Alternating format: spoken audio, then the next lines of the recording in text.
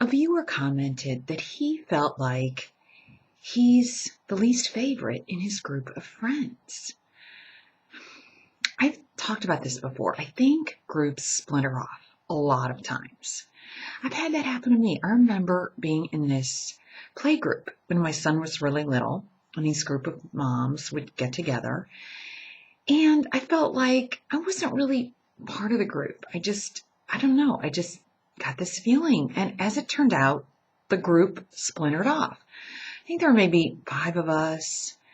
And then 2 friends, they started just getting together, the 2 of them with their kids. And then the other 2 started becoming closer. And then I was like not really part of the group anymore. I felt like I had no friends in that group. And the group just dissipated, just splintered off. It just was no longer. And then I've talked to other women, and they said that the same thing. These groups, they just kind of, everybody went their own way, and the group kind of dissolved.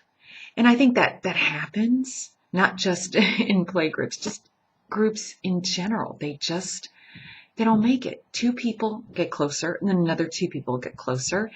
And if you're the one that's not close to any of them, whether it's a group in college and high school, it's a group in the community of maybe a charity group, these things tend to happen. And then with some groups, people come in and out of them. So you might feel like, all right, you're close to one person, and then you're not anymore, and you're close to another person. So there's always going to be that feeling that either you don't feel like you really connect to anyone, or maybe you feel like you only connect to one person in the group. I went with my son. He's about to start college. I went with him to the pediatrician's office. And the pediatrician said something that made so much sense. He said, look, you're going to only have really about 2 or 3 friends. And it's true. It's true. You're going to be maybe in this group, whether it's a fraternity or a sorority or something, but you're not really going to be friends with all of them. And if you are, they're acquaintances, they're superficial. In your whole life, you're probably only going to have 2 or 3 friends at any one time that really care about you, because there's just plain and simple a lot of lousy people out there. That's the truth. And if you can't do something for them, if they are not getting anything from you, then they really want nothing to do with you. So to find people who really care about you as a person, that's hard. So I guess I'm not really answering your question because the question is that you feel like you're the least favorite in the group.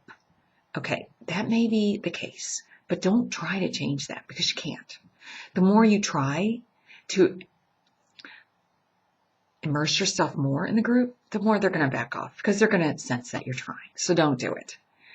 Just find 1 or 2 friends, even if they're not in that group, in another group, or just people you know. You see what I mean? Groups aren't important. And you'll find, I think, that in certain times of your life, maybe they're more important than other times. So I would just concentrate on a few close friends. And who cares about the group? You know what I mean?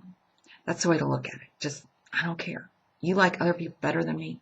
So what? So what? And that's the attitude that you need to have through life. That there's some people that are going to like you and some that are not. I used to be a big people pleaser. Now I'm not. And I'm much, much happier because I just realized some people just don't like me for whatever reason. There's nothing I can say or do that's going to change that. So as long as you realize it's not you, it's them, then you're going to be like, so what? And honestly, that attitude will free you. It really will.